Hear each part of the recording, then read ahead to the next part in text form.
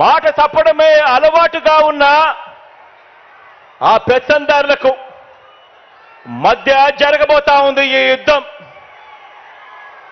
ఈ యుద్ధం విశ్వసనీయతకు వంచనకు మధ్య ఈ యుద్ధం జరగబోతా ఉంది. ఇలాంటి ఈ యుద్ధంలో పేదవాడి భవిష్యత్ కొరకు, పేదవాడి తరపున నిలబడడానికి మీరంతా కూడా సిద్ధమేనా?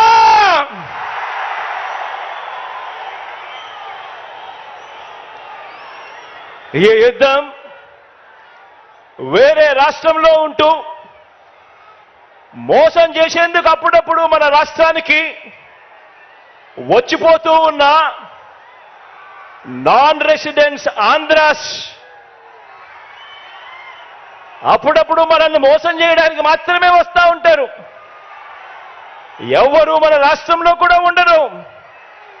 అటువంటి నాన్ రెసిడెంట్స్ ఆంధ్రాస్ కు ఈ గడ్డ మీదే పుట్టి, ఈ గడ్డ మీదే మమకారంతో ఇక్కడే ఇల్లు కట్టుకొని ఇక్కడే ప్రజల మధ్య ఉన్న మనకు మధ్య జరగబోతా ఉంది ఈ యుద్ధం.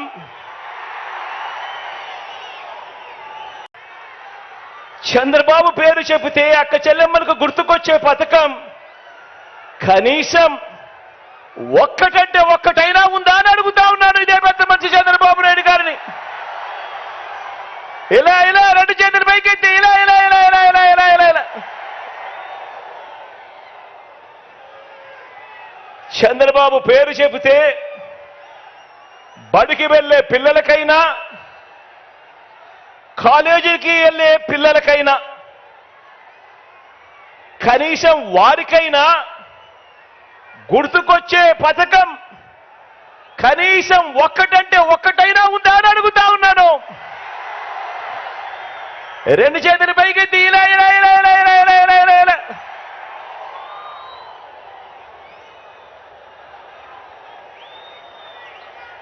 పోరే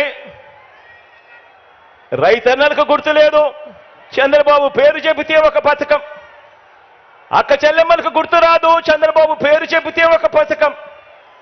చదువుకుంటున్న పిల్లలకు గుర్తుకు రాదు. చంద్రబాబు పేరు చెబితే కనీసం ఒక్కటంటే ఒక్క పథకం. పోనీ చంద్రబాబు పేరు చెబితే కనీసం అవ్వా తాతలకైనా కూడా మమ్మల్ని బాగా చూసుకున్నాడు, మా పెన్షన్ మా ఇంటికే పంపాడని చెప్పుకునే పరిస్థితి అయినా కూడా కనీసం ఉందా అని అడుగుతా ఉన్నాను. ఇలా రెండు చేతులు పైకి ఇలా ఇలా ఇలా ఇలా ఇలా ఇలా ఇలా ఇలా ఇలా ఇలా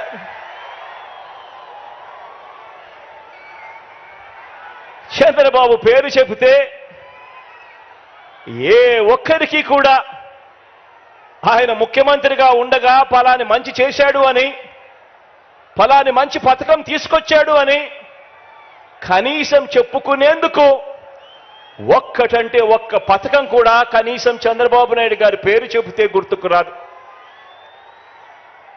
చంద్రబాబు పేరు చెబితే కనీసం ప్రజల ఆరోగ్యం కోసం మీరు చేసిన ఒక్క మంచి పనైనా ఉందా?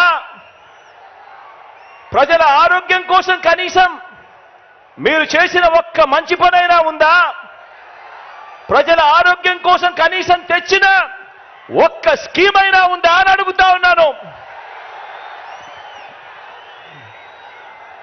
బాబు పేరు చెబితే రాష్ట్రంలో ఏ ఒక్క గ్రామంలో అయినా ఆ గ్రామం మధ్య నిలబడి, ఆ గ్రామానికి వెళ్ళి ఆ గ్రామం మధ్యలో నిలబడి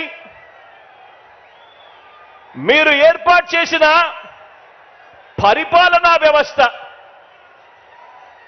చంద్రబాబు గారు ఏర్పాటు చేసిన పరిపాలనా వ్యవస్థ కనీసం ఒక్కటంటే ఒక్కటైనా కనిపిస్తుందా అని అడుగుతా ఉన్నా. ఆ గ్రామంలో కనీసం బాగుపడిన స్కూళ్ళైనా ఉన్నాయా అని అడుగుతా ఉన్నాను.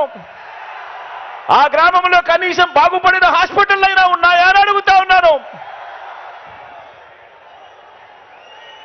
14 సంవత్సరాలు ముఖ్యమంత్రిగా పరిపాలన చేశాడు. 3 సార్లు ముఖ్యమంత్రి అయ్యాడు. అయినా కూడా కుప్పం నుంచి ఇచ్చాపురం వరకు ఏ గ్రామంలో అయినా సరే ఎవరైనా కూడా ఆ గ్రామంలో ఆగినా ఆ గ్రామంలో అయ్యా చంద్రబాబు మీ మార్క్ ఎక్కడైనా ఉందా అని అడుగుతా ఉన్నాను.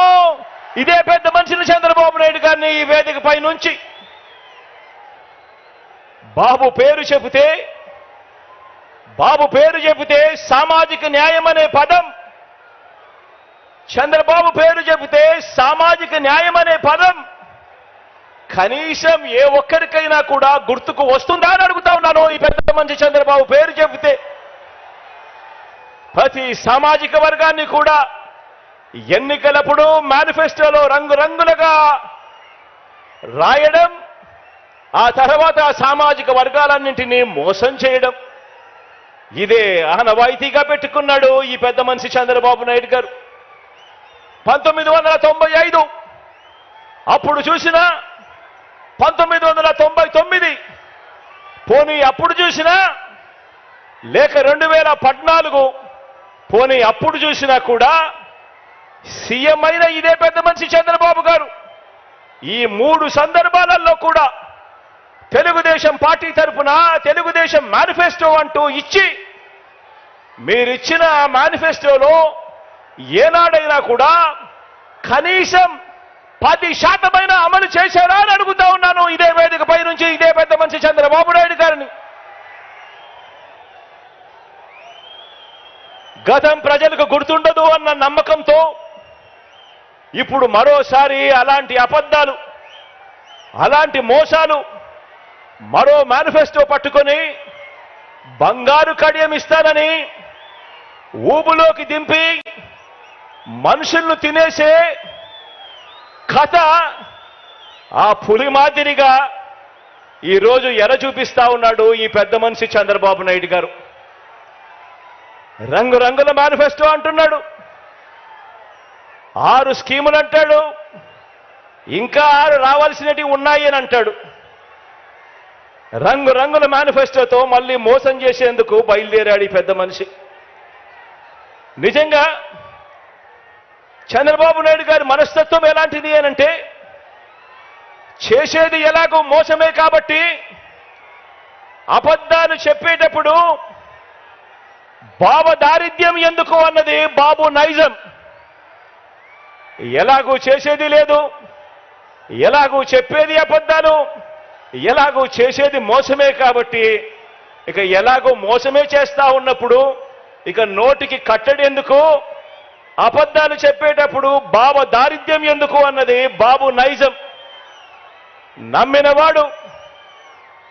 నమ్మినవాడు మునుగుతాడు, నమ్మించిన వాడు దోచుకోగలుగుతాడు అన్నది బాబు సిద్ధాంతం. ఆలోచన చేయమని అడుగుతా ఉన్నాను. చంద్రబాబు నాయుడు గారు 3 సార్లు ముఖ్యమంత్రి అయ్యాడు, 3 సార్లు తాను మేనిఫెస్టోను ప్రవేశపెట్టాడు. ఎన్నికలకు ముందు ప్రజలకు ఫలానిది చేస్తాను అని చెప్పి రంగురంగుల కాగితాలతో ఆశ పెట్టాడు. పెట్టిన తర్వాత ప్రతి సందర్భంలోనూ కూడా తాను చేసింది మోసం. ఆ దగ కళ్ళ ఎదుటే కనిపిస్తా ఉంది.